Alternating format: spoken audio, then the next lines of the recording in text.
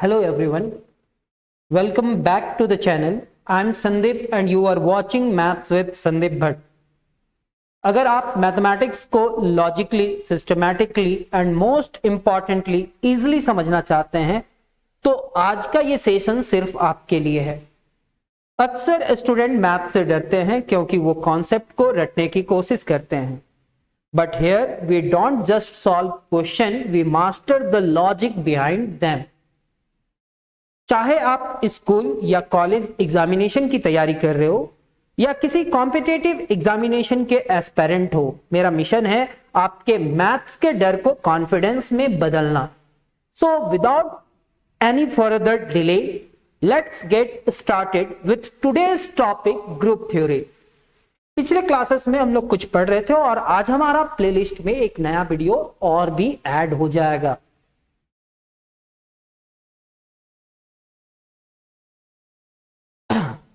आज हम लोग देखेंगे थ्योरम नंबर 2। पिछले क्लासेस में हम लोग बहुत बेसिक से समझा था थ्योरम नंबर 1 को। यहां पे कहता है ऑर्डर ऑफ इनवर्स। एक इनवर्स का जब ऑर्डर निकालते हैं तो क्या होता है, क्वेश्चन में या थ्योरम क्या है, the order of an element of a group is equal to the order of its inverse. मतलब एक ग्रुप के अंदर में जितने भी एलिमेंट्स होते हैं वो सारे एलिमेंट का इनवर्स होता है। फॉर एग्जाम्पल 1 -1 आयोटा और माइनस आयोटा, ठीक है। तो आयोटा का इनवर्स अगर पूछा जाए तो ये माइनस आयोटा होगा और माइनस आयोटा का इनवर्स जो होगा ना वो आयोटा हो जाएगा। यस सर, यानी कि आयोटा का इनवर्स माइनस आयोटा और माइनस आयोटा का इनवर्स आयोटा हो जाएगा। तो जब हम आयोटा का ऑर्डर देखेंगे यानी कि order of iota, sir order of iota and order of iota is equal to 4। तो ऑर्डर ऑफ माइनस आयोटा क्या होगा सर, यानी कि आयोटा का इनवर्स ये है तो इसका ऑर्डर क्या होगा, इसका भी ऑर्डर 4 होगा। यही कहना चाहता है। यहां पे कह रहा है कि the order of an element of a group is equal to the order of its inverse. अगर कोई एलिमेंट का ऑर्डर आप निकाले एक ग्रुप का, the order of an element of a group is equal to the order of its inverse. मतलब G star के साथ ग्रुप बनाता है और जी का एलिमेंट ए है और ए अगर एलिमेंट है तो A inverse is the inverse of A है। अब हमको प्रूव करना है कि to prove that order of A और ऑर्डर ऑफ ए इनवर्स आपस में क्या होंगे, इक्वल होंगे। We consider 2 cases. अब हम लोग यहां पे कंसिडर करेंगे 2 केस। कौन कौन सा केसेस होगा sir? When the order of A is finite, हम सबसे पहले ऑर्डर ऑफ ए को यह मान करके चल रहे हैं कि वो फाइनाइट है। Assume the order of A, let order of A is equal to n। हम एज्यूम कर लिए कि ऑर्डर ऑफ ए क्या है, फाइनाइट है, और एज्यूम कर रहा है कि order of A is equal to n। यानी कि जब हम order of A is equal to n लिखे तो इसका मतलब क्या हो जाएगा, इसका मतलब हुआ कि a का पावर में n रखने से रिजल्ट क्या आ रहा है, e। अब हम लोग इवेलुएट करेंगे इसका इनवर्स का order, evaluate the power of inverse. अगर हम यहां पे लिखेंगे a इनवर्स का पावर में n लिख देते हैं तो एक्सपोनेंट के हेल्प से, एक्सपोनेंस मतलब पावर का पावर क्या होता है, मल्टीप्लाई होता है, तो हम इस पूरे टर्म को लिख सकते हैं -n, -1 से मल्टीप्लाई करा, और हम इस पूरे टर्म को लिख सकते हैं a raise to the power n का पावर -1, और a raise to the power n का रिजल्ट क्या होगा, e, और e का पावर -1, एंड e का पावर -1 यानी कि आइडेंटिटी का पावर कुछ भी रहे, हमारा क्या रिजल्ट देगा, इतना। तो हम इस पूरे टर्म को इतना लिखे और a raise to the power n की जगह पे e लिख दिए और e raise to the power -1 हुआ और ये e आ गया। Hence order of a inverse is less than और इक्वल टू n होगा। इसका ये मतलब नहीं है कि अगर आइडेंटिटी आ गया तो ऑर्डर ऑफ ए इनवर्स का जो रिजल्ट आएगा वो एग्जैक्टली एन होगा। हम कह सकते हैं कि इसका जो रिजल्ट होगा वो लेस देन और इक्वल टू एन होगा। अब एज्यूम कर लेंगे कि ऑर्डर ऑफ ए इनवर्स क्या होगा, तो ऑर्डर ऑफ ए इनवर्स हम लोग मान लेते हैं, एज्यूम कर लेते हैं कि ऑर्डर ऑफ ए इनवर्स हमारा क्या है, एम है। Order of A inverse M है, इसका मतलब हम इसको लिख सकते हैं ए इनवर्स को कितने बार ऑपरेट किए, एम टाइम्स ऑपरेट किए, तो इसका रिजल्ट जो आया वो आइडेंटिटी आ गया। ठीक है, अब हम लोग क्या इस पूरे टर्म को ऐसे लिख सकते हैं, A raise to the power minus M is equal to E, और क्या हम इस पूरे टर्म को लिख सकते हैं A raise to the power M का power minus one is equal to E, और A raise to the power M का पावर कितना लिख दिए, माइनस वन, और उसका रिजल्ट कितना आ रहा है, ई।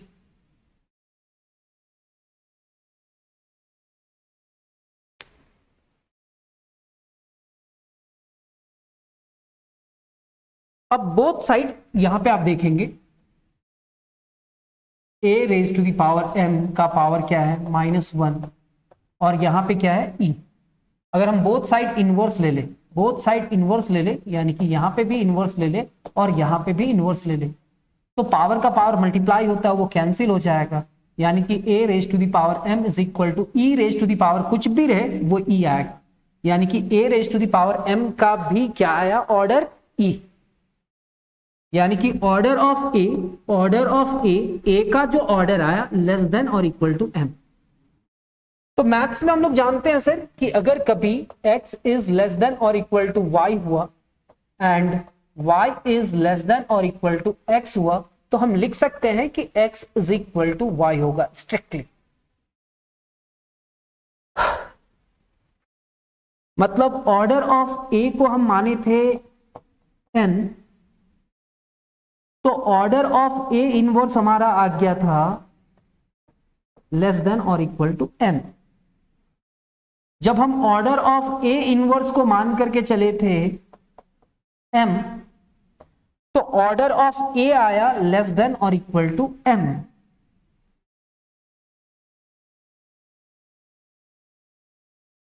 यानी कि इसके जगह पे अगर कभी लिखा जाए तो क्या लिखा जाएगा, तो कंबाइनिंग द रिजल्ट, दोनों रिजल्ट को कंबाइन करा, कौन कौन सा रिजल्ट को, तो यहां पे थोड़ा ध्यान दीजिएगा। जब ये रिजल्ट आया ना, order of A inverse is less than और इक्वल टू एन आया था,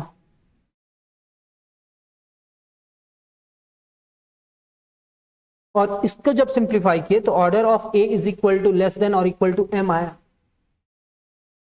तो ऑर्डर ऑफ ए को तो हम जानते हैं एन है, तो ऑर्डर ऑफ ए हमारा n है, यानी कि n इज लेस देन और इक्वल टू m आया, और हम लोग जानते हैं कि ऑर्डर ऑफ ए इनवर्स हमारा m है, तो m इज लेस देन और इक्वल टू n है। क्यों? क्योंकि यहां पे order of m is equal to e मान करके चल रहा था, तो n इज लेस देन और इक्वल टू m है और m इज लेस देन और इक्वल टू n है, तो इसका मतलब n किसके बराबर होगा, m के बराबर होगा, जब order of a is equal to order of a inverse हो जाएगा।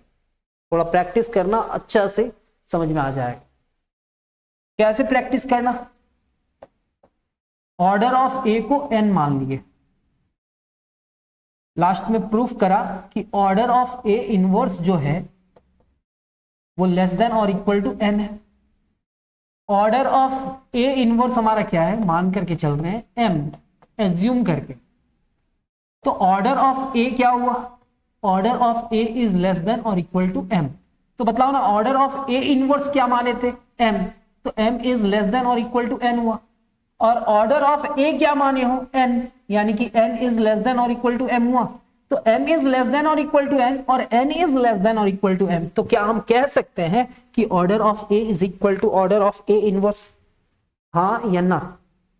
Yes sir.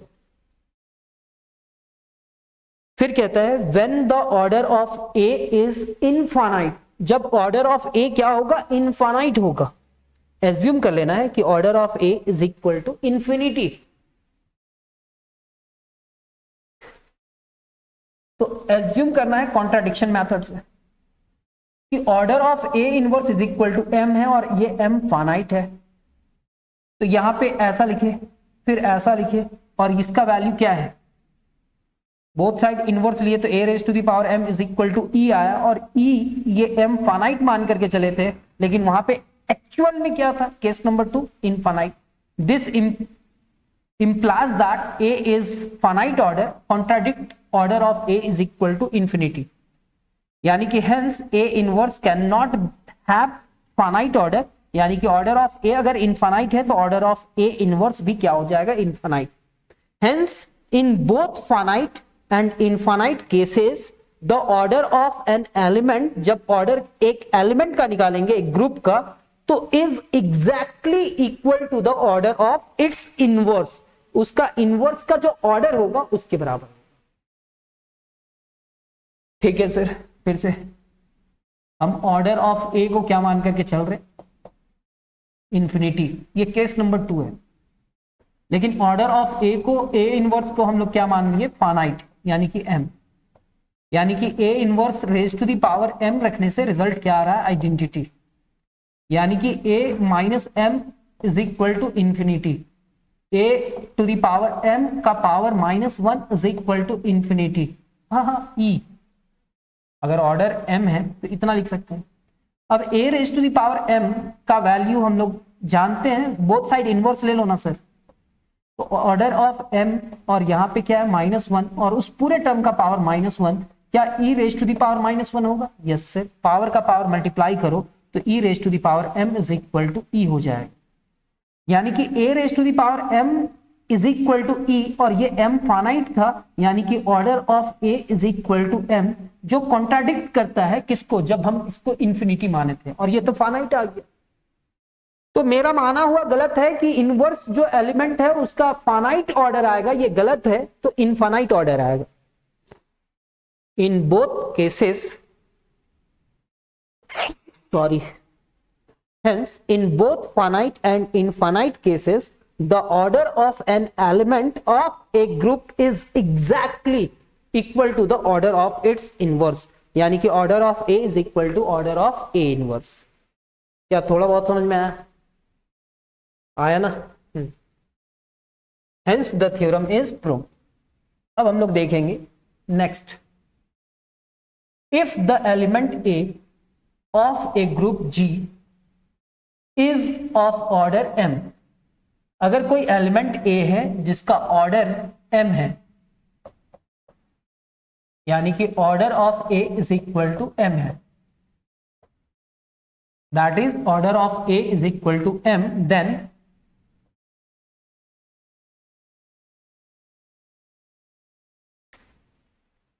और मान लेते हैं कि कभी a raise to the power n रखने के बाद भी रिजल्ट e आया,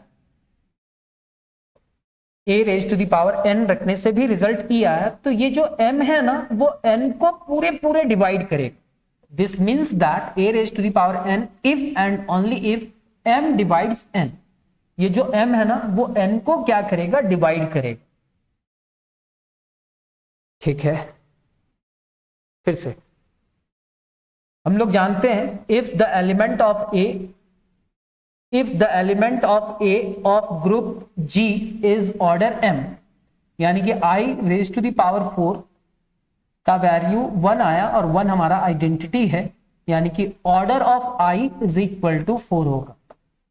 ठीक है सर, तो order of i is equal to 4 हुआ, और मान लेते हैं कि i का पावर कुछ और भी रखने से, मान लेते 8 रखे, तो हम इसको लिख सकते हैं ना सर 4 + 4, एंड 4 + 4 क्या हो जाएगा, यानी कि 4 + 4 क्या हो जाएगा सर, 4 + 4 8 हो जाएगा, यानी कि i raise to the power 4 into i raise to the power 4, ये हमारा 1 होगा और ये भी 1 होगा, ये मल्टीप्लाई करके रिजल्ट 1 दिया। तो i raise to the power 8 को हम लोग क्या लिख सकते हैं, 1 लिख सकते हैं। कितना लिख सकते हैं, 1।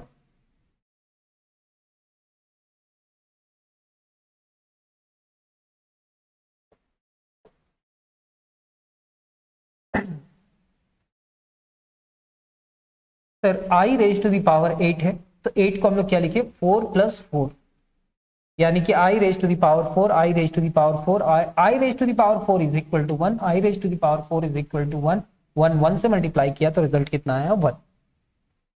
ठीक है सर, यानी कि order of I is equal to कितना हुआ 8, order of I is equal to कितना हुआ 8। नो सर, अगर आइडेंटिटी आया तो इसका मतलब थोड़ी है कि वो ऑर्डर 8 होगा, ऐसा आ सकता है, लेकिन मेरे को मालूम है कि इसका ऑर्डर कितना है 4 है।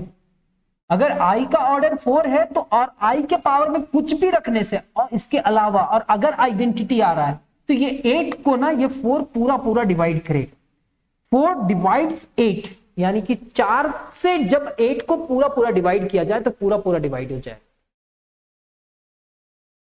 यहां पे कहता है the proof is divided into 2 parts.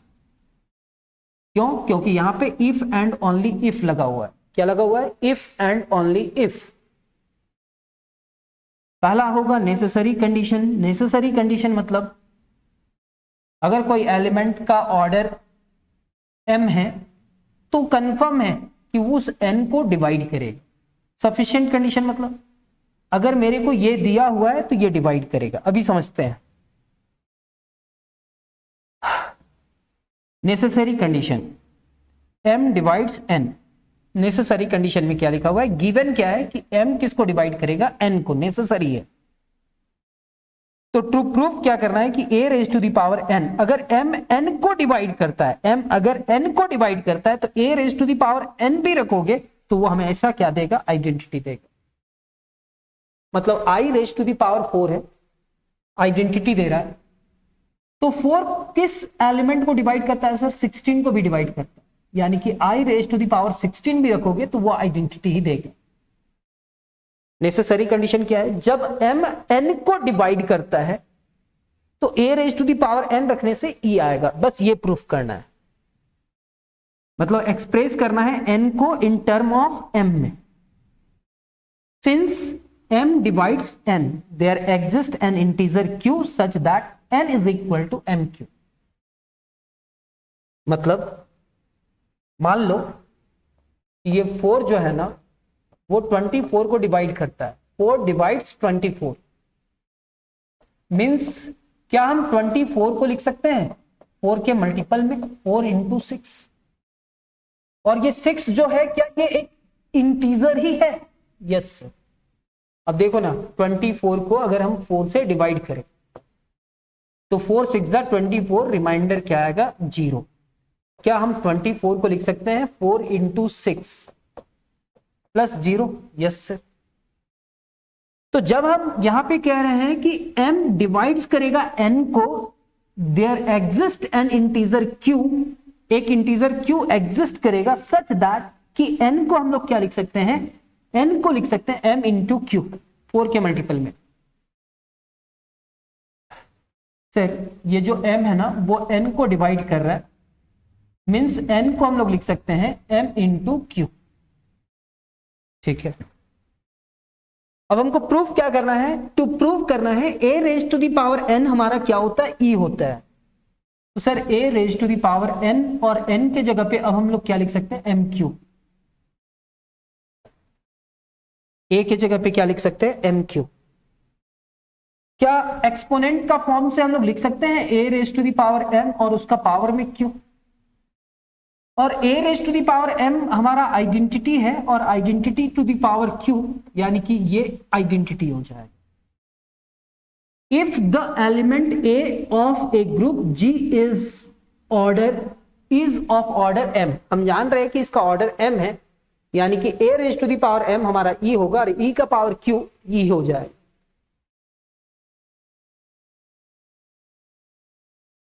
Using the law of exponent इतना लिख सकते हैं। Apply the order of the element, ये पावर m रखने से result order of a is equal to m होता है, तो a raise to the power m के जगह पे e लिखेंगे।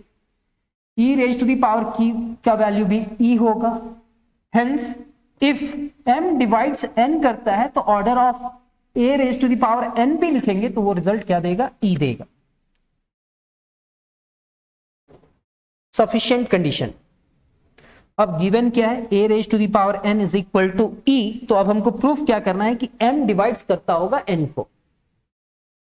तो apply the division algorithm, apply the division algorithm, मेरे को प्रूफ करना है कि m डिवाइड्स करता है n को। Since order of a, order of a is equal to कितना है, तो sir order of a is equal to m है। By the division algorithm there exist integer q and r such that, अगर order of a हमारा m है, order of a हमारा कितना है, m है, तो डिवीजन एल्गोरिदम से हम कह सकते हैं कि अगर a raise to the power n रखे हैं और ये भी e दे रहा है, तो इस n को अगर हम m से डिवाइड करें, इस n को अगर हम m से डिवाइड करें तो कोई q आएगा और कहीं r आएगा। तो n को हम लोग क्या लिख सकते हैं, m into q plus r। ऐसा कैसे लिख सकते हैं, मान लेते हैं ये 7 है, 7 को अगर 4 से डिवाइड करेंगे तो 4 1 जा 4, 3 रिमाइंडर बचेगा, तो 7 को क्या लिख सकते हैं, 4 into 1 plus 3, m into q plus r।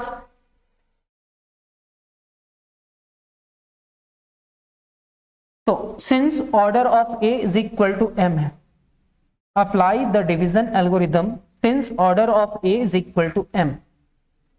Bye division algorithm there exist integer q and r such that, जब हम n को लिखेंगे, n को क्या लिखेंगे, m into q plus r लिख देंगे, और ये r का वैल्यू क्या होगा, r का वैल्यू लेस देन और इक्वल टू ऐसा, जिससे डिवाइड करते हैं। अब इसका मतलब समझिए, हम ये बोले कि सर हमारे पास मालूम है क्या सफिशिएंट कंडीशन है कि a raise to the power n is equal to e आता है, तो m किसको डिवाइड करेगा, n को। अप्लाई किए डिवीजन एल्गोरिदम और हम लोग ऐसा लिखे, और r का वैल्यू ऐसे क्यों आएगा, देखो सर, अगर हम 7 को किसी नंबर से डिवाइड करते हैं, जैसे 2 को 2 है, या मान लेते हैं 4 है,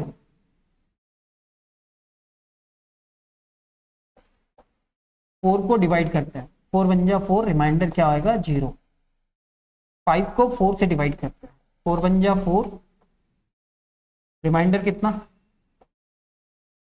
1 6, 4 1 जा 4 कितना 2 7, 4 1 जा 4 3 8, 4 2 जा 8 0। जब हम किसी नंबर को 4 से डिवाइड कर रहे हैं तो उसका रिजल्ट 0 आ रहा है, 1 आ रहा है, 2 आ रहा है, 3 आ रहा है, लेकिन 4 नहीं आ रहा है। मतलब अगर हम 4 से अगर डिवाइड कर रहे हैं तो उसका रिमाइंडर क्या आ रहा है, 0 तो आ रहा है लेकिन लेस देन 4 आ रहा है, 4 से छोटा आ रहा है। तो हम इस n को जब हम डिवाइड किए m से, जब हम n को m से डिवाइड किए तो q आया होगा और ये r आया होगा, where 0 is less than or equal to r and r is less than m, r is less than m। ठीक है सर, तो a raise to the power n के जगह पे क्या लिखा जा सकता है, a raise to the power m q plus r, और फिर हम इस पूरे टर्म को क्या लिखेंगे, a raise to the power m q into a raise to the power r। ये r का जो वैल्यू है ना वो लेस देन m है, r का वैल्यू क्या है, अगर m से डिवाइड कर रहे हैं तो r जो है ना वो लेस देन m है, यानी कि a raise to the power m का जो ऑर्डर है, order of a, order of a अगर हमारा m है, यानी कि m सबसे छोटा वैल्यू होगा, ये याद रखना। तो क्या हम इसको लिख सकते हैं a raise to the power m और उसका पावर में q, और यहां पे a raise to the power r, ये आइडेंटिटी हो जाएगा, और ये a raise to the power r, e का पावर कुछ भी रखेंगे तो ये a raise to the power r आ जाएगा, और a raise to the power r का वैल्यू e आ ही नहीं सकता है सर, e आ ही नहीं सकता है, कब, जब ये r लेस देन m है, यानी कि m अगर उसका ऑर्डर है तो r हो ही नहीं सकता, उससे छोटा वैल्यू हो ही नहीं सकता। तो हम इतना लिखे, फिर a raise to the power m की जगह पे इतना लिख दिए, तो a raise to the power r is equal to e आया।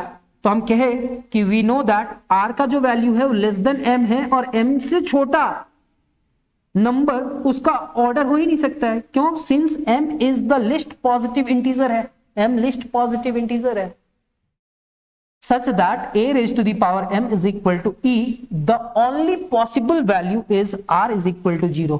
r का वैल्यू क्या होना चाहिए? 0। फाइनल रिजल्ट क्या होगा कि अगर r 0 होगा तो n का वैल्यू क्या हो जाएगा? m Q, m into q plus 0, क्योंकि r का वैल्यू 0 लिखे तो ये कितना हो जाएगा? m into Q. यानी कि अगर m इज इक्वल टू क्या हो जाएगा sir? m is equal to n into q plus 0, यानी कि m मल्टीपल ऑफ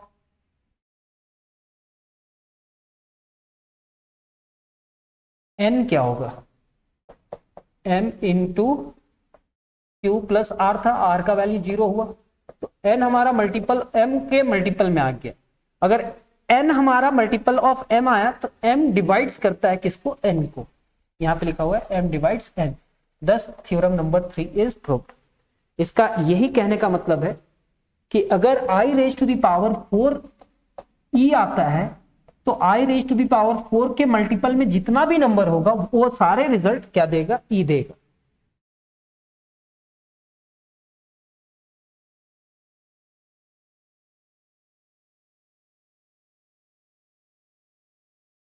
ठीक है, तो अब हम लोग नेक्स्ट क्लास में मिलेंगे। आई होप आपको आज का सेशन पसंद आया होगा। अगर आपको कोई भी डाउट है तो नीचे कमेंट सेशन में जरूर पूछें, मैं हर एक स्टूडेंट का आंसर देने की पूरी कोशिश करूंगा। और हाँ, अगर इस वीडियो ने आपकी थोड़ी भी मदद की है तो इसे अपने दोस्तों के साथ शेयर जरूर करें ताकि वो भी मैथ्स को इजी तरीके से सीख सके। Don't forget to subscribe to maths with Sandeep Bhatt for more such conceptual video. मिलते हैं अगले क्लास में एक नए और इंटरेस्टिंग टॉपिक के साथ। Keep practising, keep learning, because mathematics is all about practice. Thank you so much for watching this video.